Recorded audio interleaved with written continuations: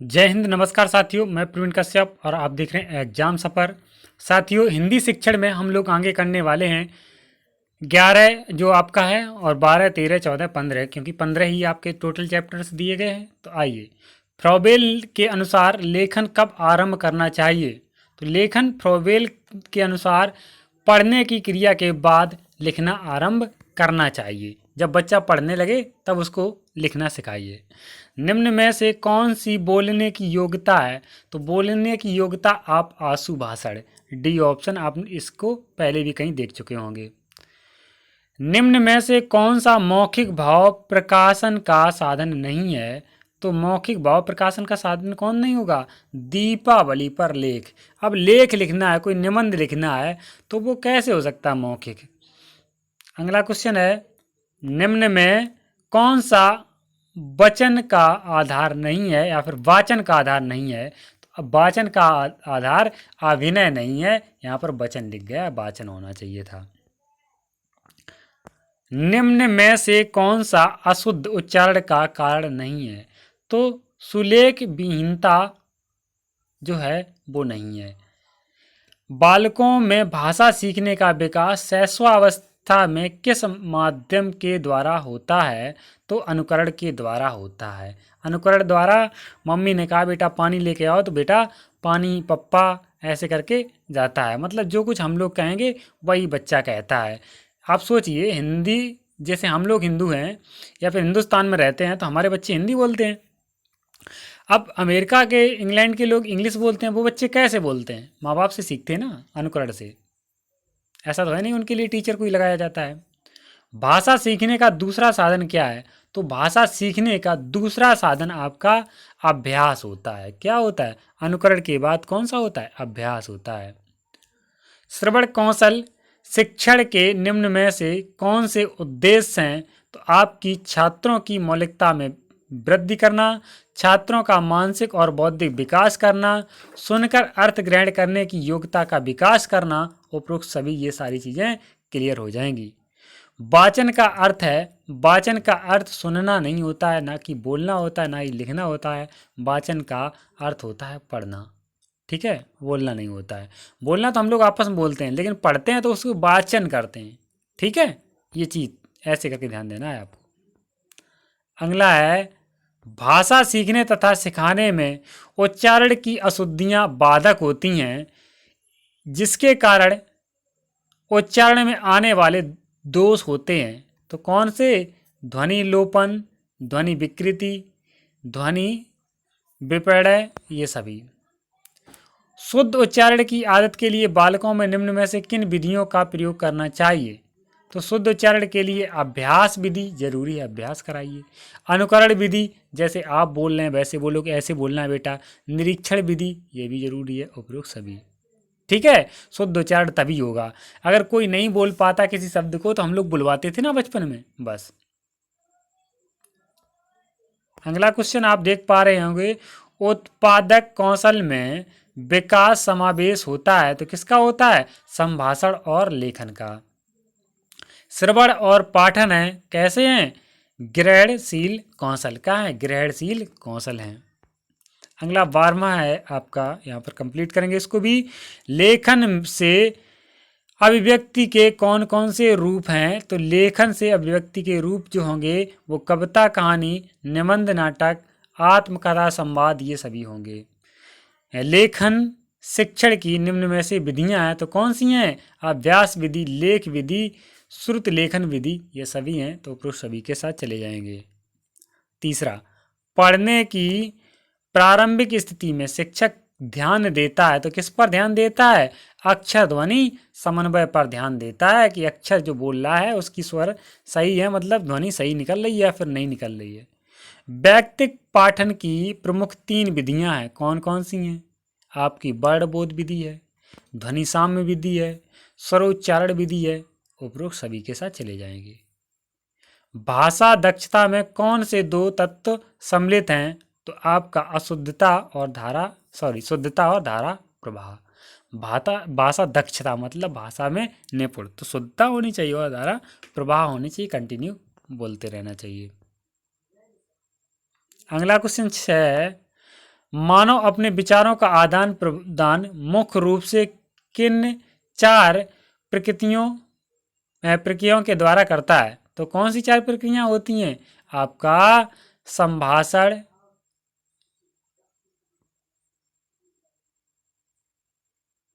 जी, मानव अपने विचारों का आदान प्रदान मुख्य रूप से किन चार प्रक्रियाओं के द्वारा करता है? तो संभाषण। क्वेश्चन गलत लग रहा है जी साथियों, इस क्वेश्चन को हम लोग रॉन्ग मान सकते हैं क्योंकि यहाँ पर चार पूछा गया और एक हो नहीं सकता। श्रवण कौशल विकास के लिए कौन सा उत्तम वर्ग है? तो श्रवण कौशल विकास के लिए आपका विद्यालय में विभिन्न कार्यक्रमों में भाषा श्रवण के अवसर प्रदान करना, ये ऑप्शन करेक्ट हो जाएगा। भाषा कौशल मूल्यांकन के लिए अनिवार्य है, तो क्या है? संभाषण अनिवार्य है। अगला क्वेश्चन है, लेखन परंपरा में नीचे दिए गए पर्यायों में से किससे संबंध है? तो निर्धारित स्थानों पर विराम चिन्हों का प्रयोग। सी ऑप्शन करेक्ट हो जाएगा। लेखन कौशल के अभ्यास के लिए महत्वपूर्ण है, तो क्या है? ए ऑप्शन सारांश लेखन हो जाएगा। अगला क्वेश्चन है, प्राथमिक विद्यालय के कुछ विद्यार्थियों के श्रवण और वाचन कौशल के विकास के लिए इनमें से कौन सी पद्धति उपयुक्त है? तो अभिनय एवं संवाद पद्धति उपयुक्त है। क्या विद्यालय के समय में समय सारणी अनिवार्य है? तो हम लोग कह सकते समय सारणी बहुत ज़्यादा जरूरी है। हाँ। अगला क्वेश्चन है, भाषा शिक्षण का प्रसार साधन कौन सा है? तो भाषा शिक्षण का प्रसार साधन आपका दूरदर्शन है, ए ऑप्शन हो गया। टेलीफोन, रेडियो, उपरोक्त सभी। भाषा शिक्षण दूरदर्शन। श्रव्य शिक्षण सामग्री है, तो श्रव्य शिक्षण सामग्री कौन सी होगी? ग्रामोफोन। क्या होगा? ग्रामोफोन। आप कहेंगे श्याम पट, तो श्याम पट पर हम लोग लिखते हैं, बच्चे देखते हैं ना कि श्याम पट बोलता है। स्लाइड भी नहीं बोलती है। पृथ्वी ग्लोब आकृति, वो भी तो नहीं बोलती है, उसे भी दिखाया जाता है। तो दृश्य साधन है, ये श्रव्य नहीं है। लेकिन ग्रामोफोन जो है वो श्रव्य साधन है। दृश्य श्रव्य दोनों कौन से होते हैं? जिसमें आवाज़ भी निकले, जिसे देख भी सकें, जैसे वीडियो वाली आप क्लास जो देख रहे हैं, ये दृश्य वाली है। सर्वाधिक प्रभावी शिक्षण उत्पादन कौन सा है? तो कौन सा है? श्रव्य दृश्य सहायक सामग्री, ये जिसमें सुन भी सकें और देख भी सकें, मतलब प्रैक्टिकली एकदम समझ में आता है। क्वेश्चन नंबर 4 कहते हैं, अध्यापन में सर्वोत्तम सुलभ दृश्य साधन कौन सा है? तो आपका दृश्य साधन सुलभ वाला श्याम पट्ट है। आपने देखा होगा, कहीं काला कर लो और आराम से पढ़ाने लगो। छात्रों के पूर्व ज्ञान के साथ नूतन ज्ञान पाठ योजना जोड़ती है, तो इसका आंसर होगा ए ऑप्शन, पाठ योजना। ठीक है। संस्कृत भाषा निम्न में से, क्वेश्चन नंबर 6, संस्कृत भाषा निम्न में से किसके लिए सर्वाधिक सफल है? तो संगणक के लिए। आपको बता दें, कंप्यूटर में इंग्लिश से भी आसान भाषा आपकी संस्कृत है। संस्कृत को आसानी से प्रयोग किया जा सकता है, लेकिन क्या करें, दुर्भाग्य है हमारा जो हम लोग संस्कृत को ये मौका नहीं दे पाए। किसी नगर की भौगोलिक स्थिति जानने के लिए किस तरह के साधनों का प्रयोग करना चाहिए? तो मानचित्र का प्रयोग करना चाहिए। नगर की भौगोलिक स्थिति देखना है। भाषा प्रयोगशाला में प्रयुक्त उपकरण है, तो कौन सा है? भाषा प्रयोगशाला में श्रवण विभाग, वाणी एवं वाचन विभाग, लेखन विभाग, उपरोक्त सभी। साथियों, इन क्वेश्चनों को ध्यान से रीड करना है और समझना है। समझकर यदि क्वेश्चन घुमा के बनाया जाता है, तब भी आप उसका आंसर लगा सकते हैं। विद्यालय में हुए छात्रों के व्यवहार परिवर्तन के संबंध में प्रदत्तों के संकलन तथा उसकी व्याख्या करने की प्रक्रिया को मूल्यांकन कहते हैं। उपयुक्त कथन किसका है? तो उपयुक्त कथन है बचालेन तथा हन्ना का। ये ऑप्शन करेक्ट हो जाएगा।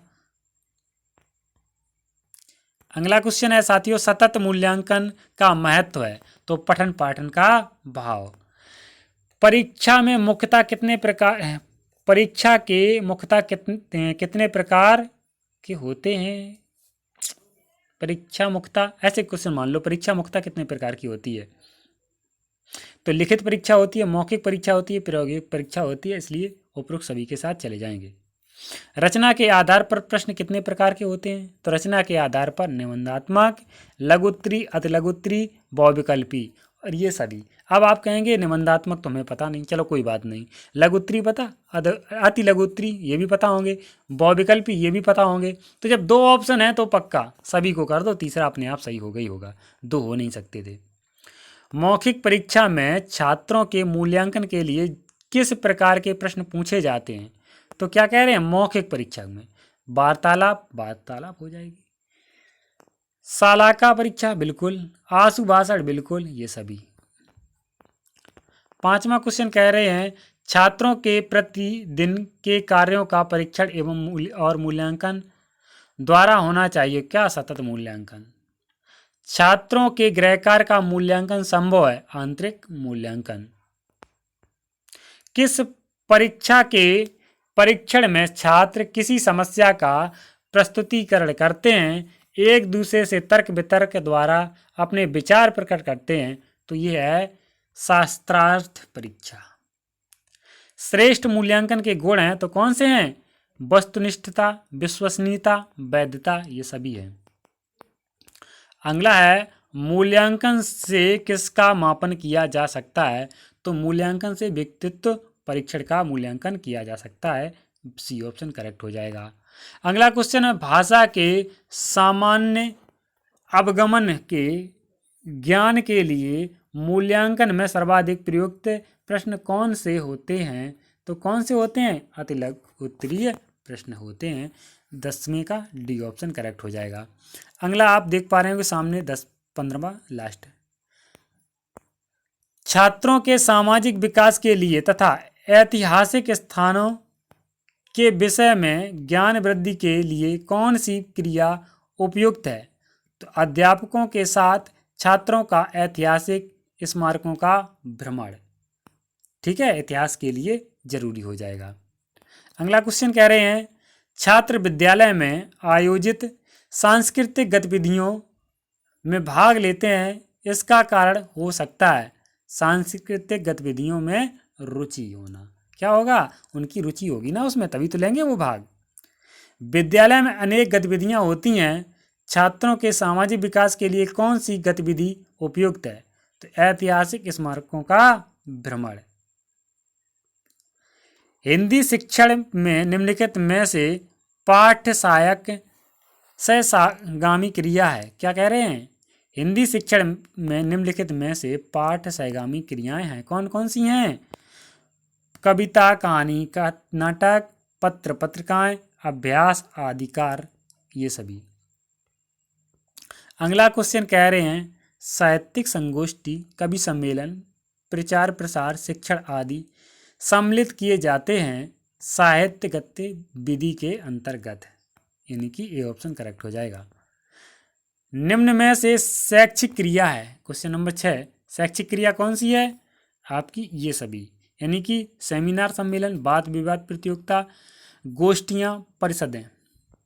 अगला क्वेश्चन हिंदी भाषा शिक्षण में पाठ्य सहगामी क्रियाओं की उपयोगिता निम्न में से है, तो कौन सी है? डी ऑप्शन करेक्ट होगा। इनमें भाग लेने से विद्यार्थी अवकाश के क्षणों का सदुपयोग करना सीख जाते हैं। अगला क्वेश्चन है सहगामी क्रियाओं द्वारा विद्यार्थी की निम्नलिखित आवश्यकताओं की पूर्ति होती है, तो कौन सी होती है? अवकाश के समय का सदुपयोग या ये सभी। तो मतलब ये सारे आंसर हो जाएंगे, ए बी सी सारे। अगला लास्ट क्वेश्चन है कुछ छात्र विद्यालयी सामाजिक गतिविधियों में हमेशा आधिकारिक स्वयं का योगदान देते हैं, इसका क्या कारण हो सकता है? तो इसका आंसर होगा ए ऑप्शन, विद्यालय और समाज की उन्नति के लिए, ठीक है, ए ऑप्शन करेक्ट हो जाएगा। साथियों इस वीडियो में मैंने आपके इजी नोट्स के सारे क्वेश्चन करा दिए, जिसमें हमने 1 से 5, 5 से 10 और 10 से 15 आपको दे दिया और 2 आपके पवन सीरीज से करा दिए। इतने को आप आराम से रीड कर लीजिए और आपने वन लाइनर यदि आपने थोड़ा बहुत बुक को देखा है तो आपका अच्छा पेपर होगा, ऐसी हमारी अग्रिम शुभकामनाएं हैं। थैंक यू फॉर वॉचिंग, मिलते हैं नेक्स्ट वीडियो में।